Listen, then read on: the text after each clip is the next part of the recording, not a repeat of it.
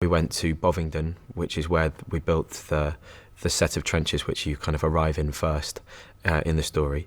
And it was an empty kind of airfield where there's a market sometimes. And we literally, Sam himself had walked through with the script and sort of paced out the dialogue to kind of give a rough shape of what he thought it would be like. And then Dean and I basically did that, read the scene with script in hand and kind of go, okay, I think broadly it's this far.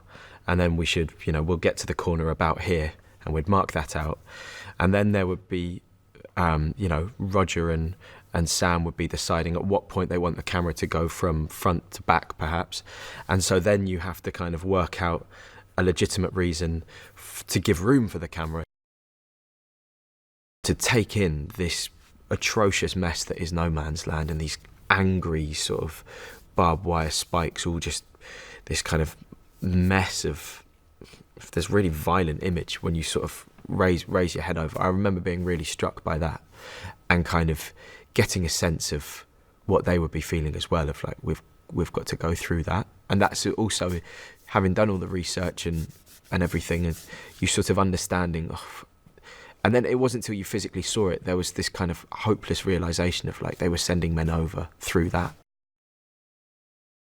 Two guys are given a message, and there is a time element to that message. That's really, it's a really simple conceit. Yeah, two people have got to get to a place before a certain time, but no matter what, and things happen to them on the way.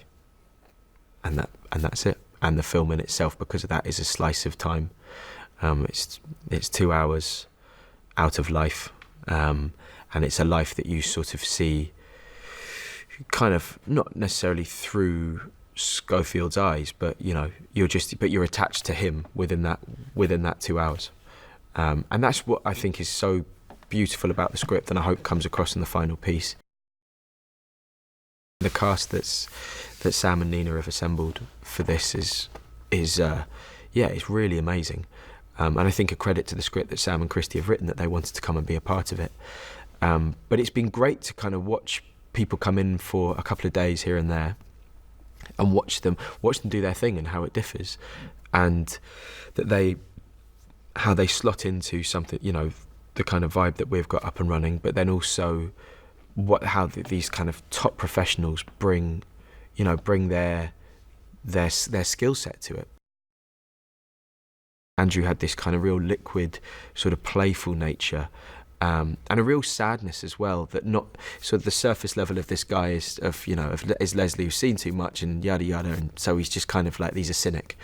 But there's a real, like, Andrew brought this real pathos to kind of the moment of saying goodbye to those guys, and he's sort of, again, it wasn't self-pitying, but it's someone who's laboured with like, I've got to send 2 more guys, I know they're not going to make it. It's been a real privilege working with Sam, and again, as you say, to work on something that's so personal to him, I think it's a real privilege in any sense when someone offers themselves up personally, in a